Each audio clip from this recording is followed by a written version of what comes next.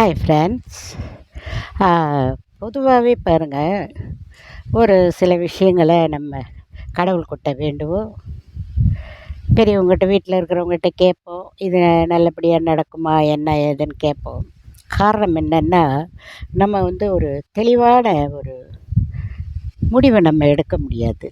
அது ஆணாகட்டும் பெண்ணாகட்டும் அனுபவஸ்தாலிகள் எடுத்து விடுவார்கள். நாம் கொஞ்சம் நான் சொல்கிறதெல்லாம் ஒரு 40 வயது அந்த மாதிரி உள்ளவர்களுக்கு இந்த சிந்தனை வரும்.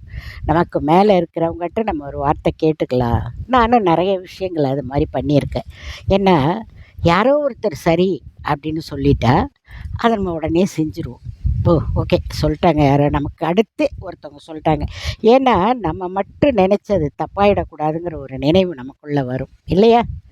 அந்த நினைவுக்காக தான் நம்ம ஒருத்தரை தேடுவோம் இல்லையா?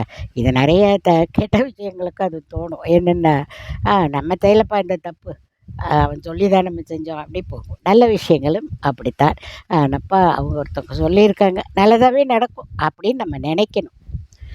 அப்படியே மீறி நடக்கவில்லை என்றாலும், நாம் ஒன்றும் கடவுள் இல்லையே, கடவுளையே பாதி பேர் கடவுள் இருக்காங்களா அப்படின்னு பாதி பேர் நினைக்கிறாங்க. பாதி பேர் என்ன நினைக்கிற, கடவுள் இருக்காங்க, கண்டிப்பாக இருக்காங்க அப்படின்னு. இது என்னமோ தெரில பாருங்கள், இது வரைக்கும் நம்ம கண்டுபிடிக்க முடியாத ஒரு விஷயம் என்னென்னா இதுதான்.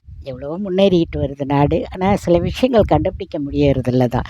என்னென்னா, கடவுள் இருக்கார், அவர் இதை செய்கிறார், அதுக்கு உதாரணம் இது அப்படின்னு. ஆனால் அவங்கவுங்க மனதுக்கு பட்ட மாதிரி. இப்போது இந்த ஆர்டிஸ்ட் நளினி இருக்காங்க பார்த்தீங்களா, அவங்க கோயில் கோயிலாக ஏறி இறங்குவாங்க. ஆனால் அவங்க சொல்லுவாங்க, அவங்க ஏதோ அம்மனை தான் அதிகமாக விரும்புவாங்களாம், கருமாரி அம்மனை. அவங்கக்கிட்ட நான் இதை கேட்டேன், அது கரெக்டாக பண்ணி கொடுத்தாங்க. இந்த மாதிரி இன்னும் பல பேர், உங்களுக்கு தெரிந்த முகமாக இருக்கணுமேங்கிறதுக்காக அதை நான் சொன்னேன். சாதாரணமாக குடும்பங்களில் இருக்கிறவங்களும் அப்படி சொல்கிறாங்க. நானும் சொல்லியிருக்கிறேன், நான் ஒரு பாபா டிவேட்டி, நானும் சொல்லியிருக்கிறேன். இதையெல்லாம் என்ன காரணம் என்றால், நாம் முழுமையாக நம்ப வேண்டும் என்பதுதான் காரணம்.